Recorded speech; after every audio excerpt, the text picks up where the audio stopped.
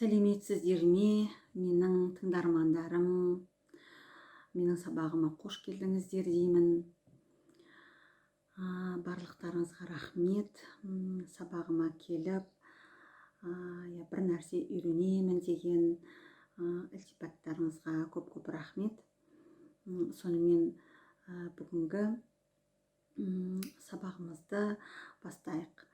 Ең бірінші сіздерге сабақ бізде қалай өтеді, қалай жалғасын табады, сол туралы айтып өтейін. Сіздерге күнде сағат 5-те жеке WhatsApp-тарыңызға сілтеме жіберіледі. Сол сілтемемен YouTube-қа өтесіздер де, YouTube каналынан сабақты көресіздер. Сабақты көргеннен кейін тапсырма беріледі. Тапсырма арнайы Word файлында сіздерге жеке тағы да WhatsApp-қа жіберемін. Тура сол шаблонның ішіне тапсырмаларды орындап маған қайта жібересіздер. Ол WhatsApp арқылы жүреді. Сосын мен сіздерге кері байланысты жіберіп отырамын, жарай ма? Күнде бір экшн әдіспен танысасыздар. Сонда барлығы 5 күннің ішінде 5 экшн әдіспен таныс боласыздар да, жылдың басында сабақтарыңызға Алла қаласа енгізіп домалатып алып кетесіздер деген үлкен сенімдемін. Бұл экшн әдістердің барлығын мен өз сабағымда қолданып, әбден тәжірибеге енгізіп, оның нәтижесін көргеннен кейін барып сіздерге ұсынып отырмын. Егерде үй жұмысы бойынша сұрақтарыңыз болса, онда WhatsApp-қа қойып жатасыздар. Әйтпесе мен барлығын түсінікті етіп айтуға тырысамын. Сонымен неге экшн әдістер, неге интербелсенді әдістер бүгінгі таңда өзекті? Неге ол керек бізге? Неге бұрынғы өзіміздің өткізіп жүргеніміз бойынша өте бермейміз деген заңды сұрақ туындайды? Соған жауап беріп кетейін. Ең бірінші біздің кіріспеміз осымен басталсын. Жалпы мынау заманның 21-ші ғасырдың осы заманның баласын психологтар Z ұрпақтар деп атайды. Өте белсенді балалар, білгендері көп. Мынау ақпараттың дамып жатқан кездегі туған балалар, бұлар көп біледі. Оны мойындаңыз, оны білесіз, үйдегі балаңыздан да. Сіз үйретпесеңіз де тақылдап бір нәрсені айтып отырады. Сіз мен бұны айтып бедім деп өзіңіз ойланып қаласыз. Болмаса телефонды қарап отырып, сізді де тыңдай бере алады. Телефонды қарап отырып, сізге жауап та бере алады. Көрдіңіз бе, 2 нәрсе, 3 нәрсені қатар жасай алатын ұрпақ біздің алдымызға келіп отыр. Ол деген не деген сөз? Ол деген мұғалімнің алға қойған мақсаты, мұғалімнің позициясы одан биік тұру керек деген сөз. Сондай кезде ғана біз балаларды мойындата аламыз, пәнімізді оқыта аламыз. Сондай кезде ғана біз қызықты сабақ өте аламыз.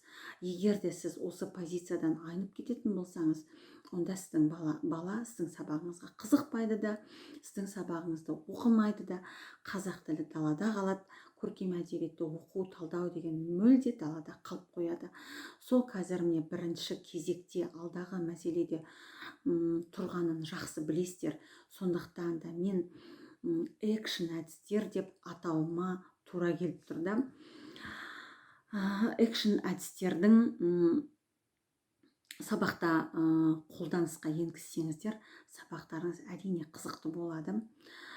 Міне бүгінгі таңда, құрметті әріптестер, сөздің заманы бітті. Сөз арзан болып қалды. Ол не деген сөз? Ол деген көп сөзділіктен бала шаршайды. Көп сөзділіктен сіздің сабағыңыздың мәні кетеді, сәні кетеді. Міне осыны меңзеп тұрмын. Сондықтан да Конфуцийдің керемет айтқан сөзі бар. Маған айтып берсең, ұмытып қалам дейді. Ал жасатсаң, мен оны ұмытпаймын, еске сақтаймын дейді. Бұны мен жалпақ тілде өзімнің сөзіммен сіздерге айтып отырмын. Ендеше сөзбен айта бергенше балаға жасатып көру арқылы сабағымызға қызықтыруды ең бірінші мақсатқа алуымыз керек. Мен осыны айтып тастасам екен, бала тыңдап алса екен деп көбінесе сөйтіп ойлап жатамыз. Ол өте қате. Біз өзіміз мүмкін әке шешемізді айтқан кезде, әке шешеміз бізге бір нәрсені айтқан кезде біз оны түсініп алып жасаған шығармыз. Бірақ дәп қазіргі балаға біздің ол нәрсе жүрмейді, ол нәрсе мүлде келмейді. Сондықтан да көбінесе араласқан адамдарымыз мұғалім деп бізге бір үлкен ілтипат көрсетіп жатады. Мұғалім бәрін біледі, мұғалімнен пікір алуға, кеңес алуға ұмтылып жатады. Пікір сұрағандарға пікірімізді де аямаймыз. Бірақ дегенмен де мұғалімнің де білмейтіні бар. Оны біз ішімізден өте жақсы біліп отырамыз. Енді мынау педагогикаға келіп айтатын болсам, мұғалімнің білмейтіні өте көп, білмейтіні бар. Ол не нәрсе? Мұғалім нені білмейді? Ең бірінші, мұғалімнің білмейтіні алдындағы отырған оқушының пікірін білмейді. Келісесіздер ме? Мұғалім алдындағы отырған оқушының идеясын білмейді. Мұғалім алдында отырған оқушының көзқарасын білмейді. Оның ішкі жан дүниесін білмейді. Міне көрдіңіздер ме? Сондықтан да мұғалім мен оқушының арасындағы коммуникацияның дұрыс еместігі, сабақтың қызықсыз өтуі, баланың қызықтырмауымыз, балаға көркем әдебиетті оқыта алмауымыздың бәрі осы жерден туып тұр. Яғни мұғалімнің білмейтін нәрсесі баланың ішкі жан дүниесі екен. Міне, мынау экшн әдістер осы үлкен пердені, алдымызда тұрған пердені алып тастайтын бір көпір дейміз бе, кілт дейміз бе, тұғыр дейміз бе, айтуға болады, алдында тұрған нәрсені, көлденең тұрған кедергіні алып тастайтын нәрсе деп айтуға болады. Сондықтан да мен тағы да қайталап айтамын, осы экшн әдістер мен үшін үлкен жол ашты. Сонымен де сіздермен бөліскім келіп тұр. Сонымен құрметті менің әріптестерім, сіздермен таныстыратын бірінші әдіс ол зерттеу сұрақтары арқылы оқушыны қазақ тілі сабағына қызықтыру. Зерттеу сұрақтары арқылы. Неге зерттеу сұрақтары деген тағы да заңды сұрақ туындайды. Әрине бұл бірінші жауабым мен Сократпен байланыстырғым келіп тұр. Сократтың заманында ол өз заманында өте ойшыл болған, дана адам болған, оны бәріміз жақсы білеміз. Ол несімен ұтты? Ол ешқашан оқушысына ештеңе үйретпеген екен, ештеңе. Тек қана жасатқан екен. Жаңағы Конфуцийдің сөзімен тағы да байланыс болып тұр. Ол өзінің оқушысына тек бағыттай білген, үйрете білген, бітті. Оқушы ары қарай алып кеткен. Сондықтан да ол мен Сократтың шәкіртімін деп үлкен бір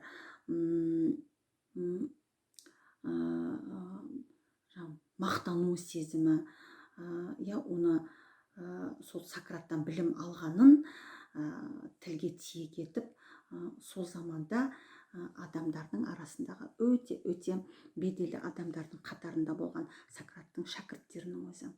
Сократ, қараңыздар, өзінің айналасына көбінесе адами қасиеттер, надан болмау, адамгершілік,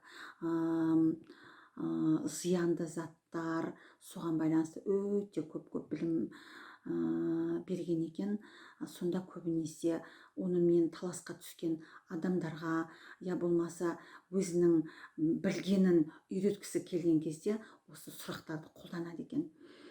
Сол кезде адамдар өзінің айтқан пікіріне ең соңында қайтып келіп, өзінің пікіріне өзі қарсы шыққан екен. Көрдіңіздер ме?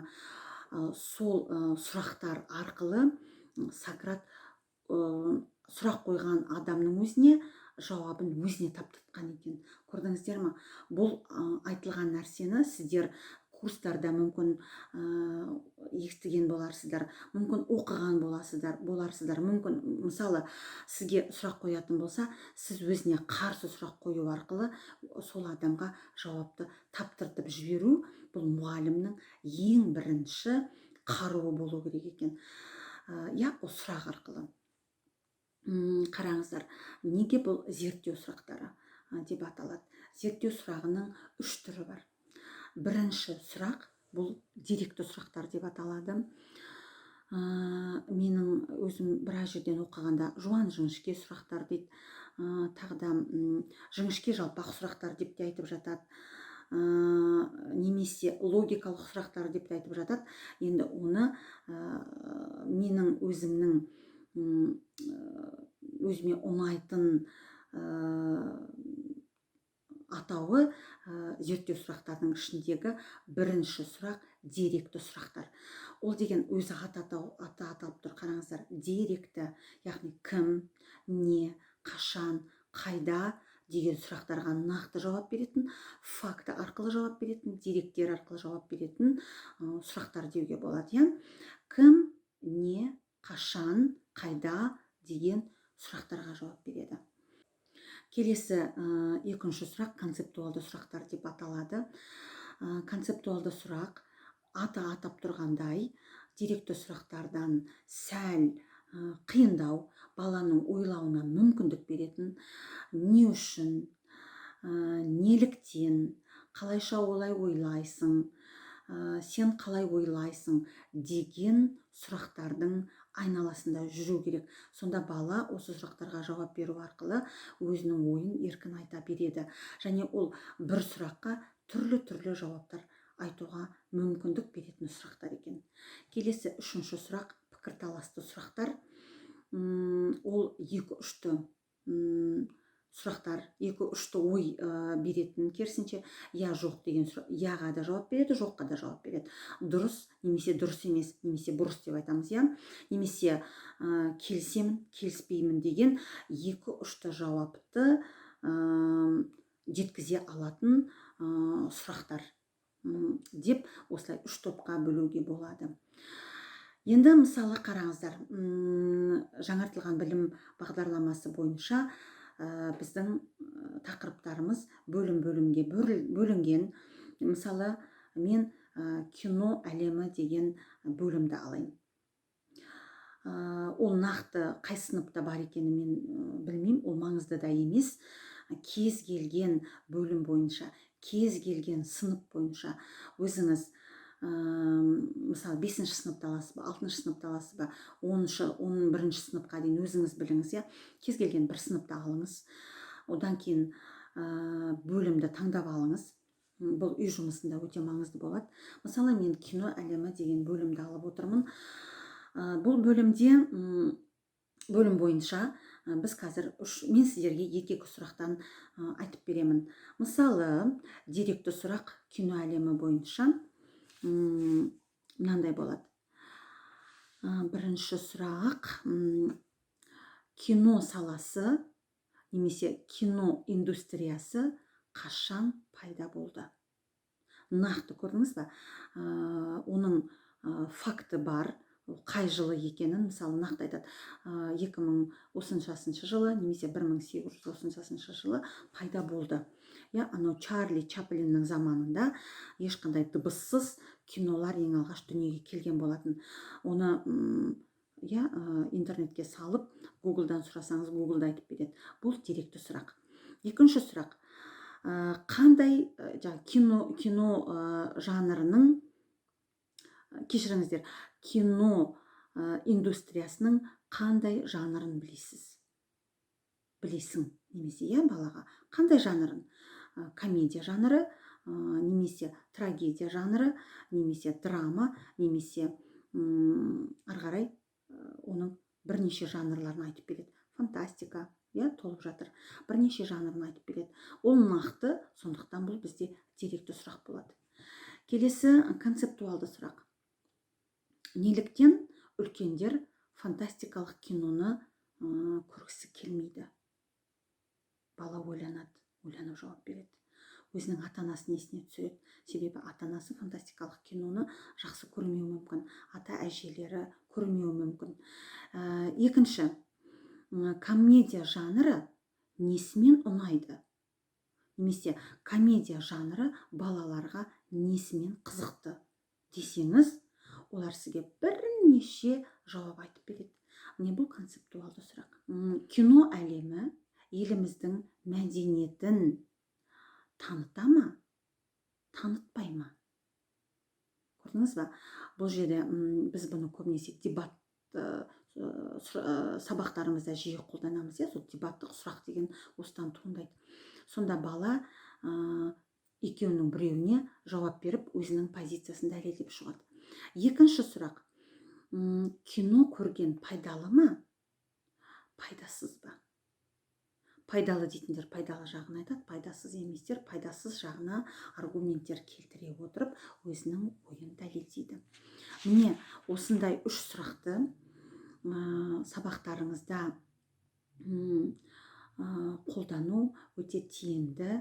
Әсіресе қараңыздар, мен өзімнің тәжірибемде былай, міне жаңа бөлім басталған кезде бірінші сабағым таза осы сұрақтармен жұмысқа арналады.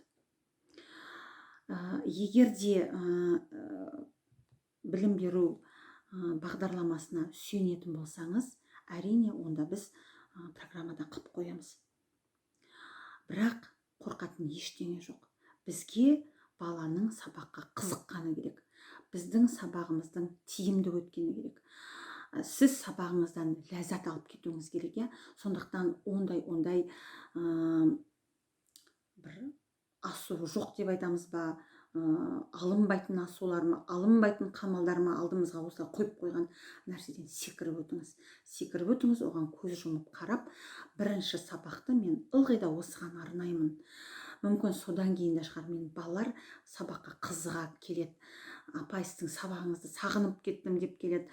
Мүмкін мен өзім рефлексия жасаған кезде осыны қатты мән беремін. Бірінші сабақ сонымен тек қана сұрақтарға бағытталады. Ол үшін ең бірінші балаларға мынандай тапсырма береміз. Әр бала бір деректі, бір концептуалды, бір пікірталас сұрағын жеке құрастыру керек. Жеке құрастырып алады. Одан кейін оны жұптастыруға болады. Жұпта өздері талқылап, талдап, мүмкін екеуі де жарайтын болса, дәптерлеріне жазып алады. Я болмаса, мен әртүрлі жағдайда өткізе берем. Бір сұрақ құрастырғаннан кейін топтастырам балаларды. Одан кейін топта олар талқылайды. Кімнің сұрағы өте жақсы. Содан кейін оны барлығы бірлесіп келісіп алады да, мықты ішінен 5 деректі сұрақ, 5 концептуалды сұрақ, 5 пікірталас сұрағын бөліп алып дәптерге жазады да, сосын бөлім біткенше, мысалы бөлімде сізде 8 сағат беріле ме, 10 сағат беріле ме, осы сұрақтың айналасында жұмыс істей бересіз. Бала өзі құрастырған сұрақтар арқылы тапсырмалар дайындасаңыз, балалар қызыға кіріседі. Сонымен, құрметті әріптестерім, үйге тапсырма. Бірінші, шаблонның басына өзіңіздің аты-жөніңізді жазасыз. Қай сыныпты таңдадыңыз? Мысалы 5-ші сыныпқа, 8-ші сыныпқа, соны жазасыз. Қандай бөлім? Ас адамның арқауы ма, жоқ әлде киім ба, сән үлгілері ма, бөлімнің атын жазасыз да, содан кейін өзіңіз отырып 3 деректі сұрақтан құрастырыңыз. 3 деректі сұрақ, 3 концептуалды сұрақ, 3 пікірталас сұрағын құрастырыңыз. Сіз өзіңіз зерттеу сұрағын құрастырған кезде балаға айтарыңыз болады, балаға үйретеріңіз болады. Сол кезде сіз салыстыруға мүмкіндік болады. Сіздің сұрағыңыз қиын ба, баланыкі қиын ба? Әлде баланыкі жеңіл ме, сіздікі жеңіл ме деген сияқты. Көбінесе мұғалімдер, басында менде солай болды. басында мен қиын сұрақтар құрастырып жібердім, балалар жауап бере алмайды, қысылады, айта алмайды, жеткізе алмайды деген сияқты. Ал бала өзі құрастыратын болса, ол өз деңгейінде, мұғалім үнемі баланың деңгейіне түсіп отыру керек. Осылай міне тәжірибе жетілу арқылы баланың деңгейіне түсіп, балаша ойлау деген міне осыдан туындайды. Сөйтіп сіз балаға үйрете аласыз, түсіндіре аласыз. Бала егер сізді айтқаныңызды бірден қағып алып кететін болса, онда сіз баламен қоян қолтық жұмыс істей аласыз. Онда сіз сабағыңыздың 80% қызықты өтеді деген сөз. Оған енді мен сізге кәдімгідей толық сенімді түрде айта аламын. Ал енді үй жұмысын орындайсыздар, маған жібересіздер, сосын мен сіздерге кері байланыс беретін боламын. Жақсы, көп рахмет, сау болыңыздар. Екінші сабақта кездескенше.